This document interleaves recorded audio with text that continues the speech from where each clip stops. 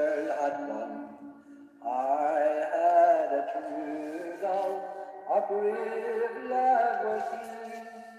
One fine Easter Monday, with his gallant comrades, he started away to set Ireland free. His bandolier around him, his bright beard shining, his short service rifle, a beauty to see. There was joy in his eyes, though he left me behind him, and started away to set Ireland free. He whispered, "Goodbye, love, old Ireland is calling." High over Dublin, a tricolour flies.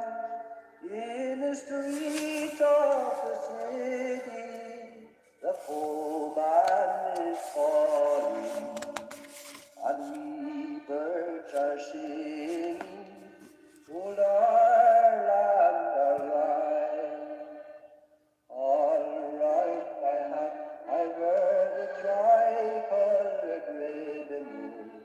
All around my hat, until death comes to me. And if anybody's asking, why do I wear it? It's all for my true love, I never more shall see.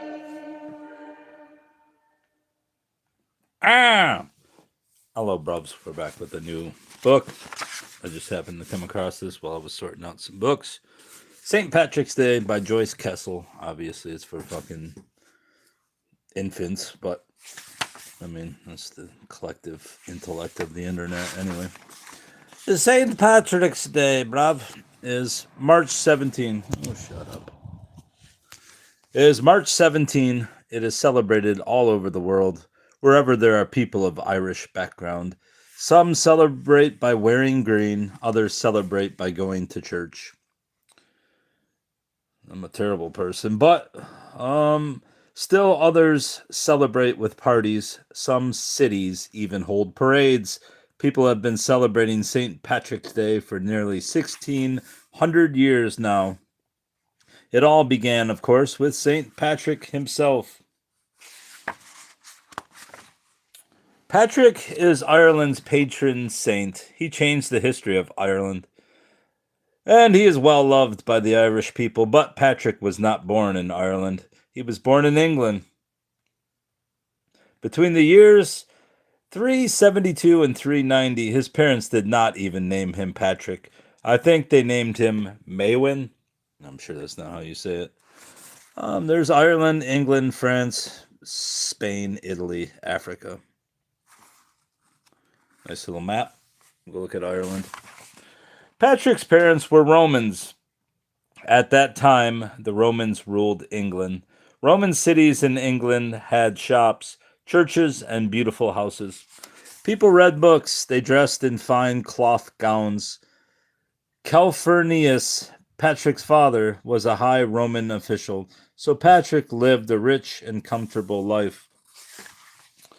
But just across the Irish Sea in Ireland, life was not so comfortable. People lived in mud huts. They dressed in animal skins. They could not read. That's you people. You're all Irish. Ireland was called Eire. I think it's Erie, actually. In those days, the Romans did not rule Eire. I'll just say Eire. It was ruled by tribal kings who would not let the Romans in. The Irish did not like the Romans. They did not like the Roman religion either. The Irish believed in other gods. They did not want to become Christians like the Romans. The guy's a Nazi, it looks like. When Patrick was a boy, the most powerful king in Ireland was named Niall. In the year 400, King Niall attacked England. He took thousands of prisoners. He wanted them for slaves. Patrick was one of them. Patrick was taken to Northern Ireland. There he was sold to another king named Melioch. I'm sure I'm botching every one of these names. The rich little Roman boy was forced to herd pigs and sheep. After a fine, rich life, Patrick became a swineherd and a swinehund. Melioch and his family were not unkind to Patrick. Melioch's children were good company. There was plenty of food. Still, Patrick was only 15 years old. He was all alone in a strange land. He did not know the language. He didn't even know if his family was still alive. There were no beautiful houses, no shops, no books. Patrick slept in a mud hut. He was only a little slave boy, far from home. At first, Patrick was frightened. Then he became filled with a great sadness. He began to think and dream all the time. He began to sleep outdoors. Only rocks protected him from the winter wind. Like the sheep, he didn't seem to feel it. Like the pigs, he roamed the valleys. He prayed day and night, and his prayers seemed to protect him from the cold. Didn't protect my apple tree, did it? The little slave boy became one of the great religious dreamers of all time. Soon he began to have wonderful dreams. The dreams told him to escape. One day, Melioch's children could not find him. The animals were astray. The slave boy was gone. Patrick was then about 21 years old. After 6 years as a slave, he had run away. He walked many miles to the sea. There he found a ship. It took him back to England. But he was not ready for what he found. His country was in ruins. The Romans had been chased out. They were no longer the rulers. It is said that Patrick then wandered all through Europe. Everywhere he found the same thing. The Romans had been chased out. Then, in the year 410, the mighty city of Rome, the center of all Roman power, was conquered as well. To Patrick, it was like the end of the world. His past was really dead. He had nowhere to go. His God sent him no more dreams. It's like late stage Jim Morrison. Now he really is Jim Morrison. Though it was dangerous, Patrick decided to go back to England. He lived very quietly there. All he did was pray and think. One day another voice came to him. It said, "Holy youth, we beg thee to come and walk once more among us." Patrick was certain that God was calling him back to Ireland. Wild Ireland, land of magical mists and green. Patrick had almost forgotten it. Now he remembered the beautiful land and how much he had loved the people.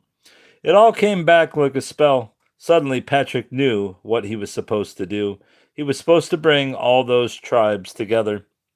He was supposed to make Ireland a Christian land. Patrick was sure of it. But there was work to do. Patrick went to France. For the next 10 years, he studied religion there. During all that time, he thought of Ireland. He never forgot the voice in the dream. In the year 432, Pope Celestine made Patrick a bishop. The Pope named him Patricius. Patricius is the Latin word for Patrick.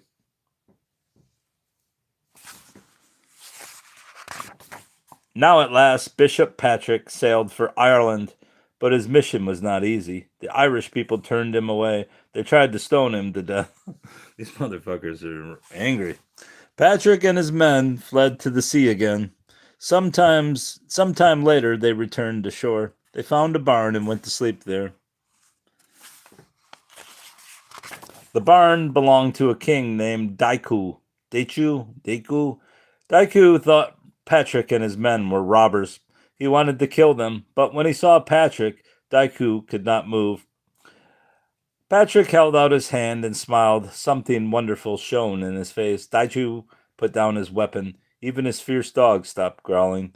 It may not have happened exactly like that, but that is how the story has been told.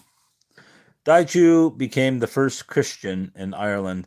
His barn became the first church. And my fingers became the first fucking flubber of pages. Not everyone in Ireland was happy to have Patrick back. There were many people who hated Patrick's religion. They stoned Patrick. Once they even put him in chains, but Patrick always escaped. He traveled all over Ireland. The stories say he always had a drummer with him. Yeah, it was fucking John Densmore. Or was he the... Who was the drummer? He always had a drummer with him. Yeah, he's lead singer right there, Jim Morrison.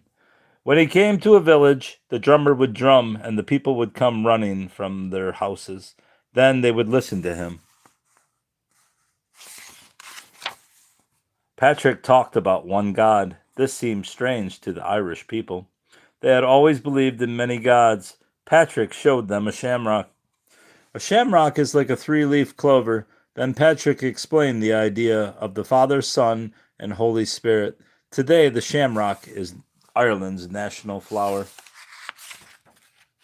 More and more people were becoming Christians. More and more Irish kings were becoming Christians too. As they came together to worship, the Irish people began to come together as a country too. Patrick built hundreds of churches in Ireland. He spent the rest of his life watching over them.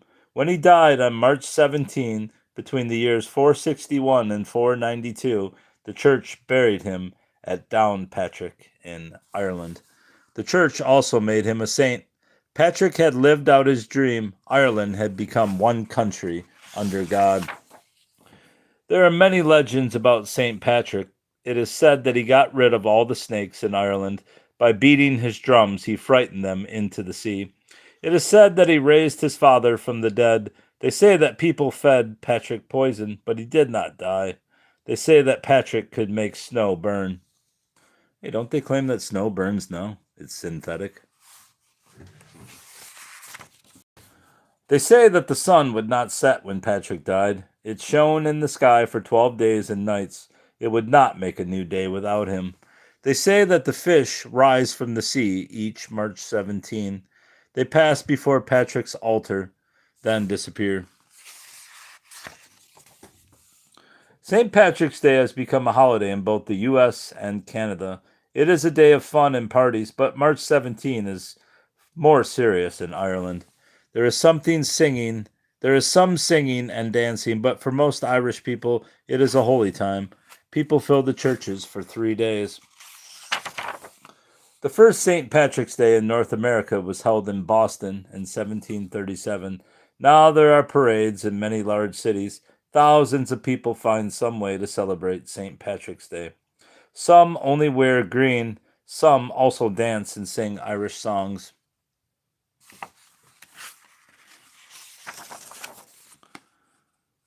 But wherever Irish people may be, they feel a little homesick on March 17. A few tears mix with their laughter. Wild jigs change into sad songs and back again. Others feel the sadness and the joy.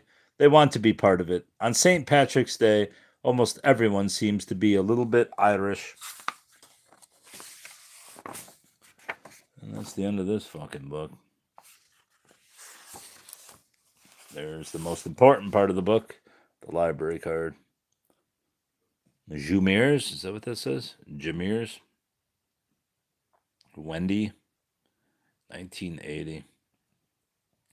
Amy Allman. Mrs. Jones. Beth Brown. O'Brien, there he is. O'Brien, motherfucker. Sam Perez. Heater. Or is that supposed to be Heather?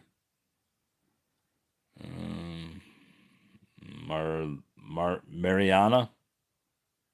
Sam Perez. What else do we got here? Katrina, Nicole M. Leah. I don't know what that says. Glassford. Brandon B. Brandon B. again. What year was this? Does that say 79? March 7th, 77, I think it says. Alyssa, Haley's, Devond, Paige, Kylie, and Tyler. What school was this? Kearsley Community Schools, Dowdle Elementary. That's the end of St. Patrick.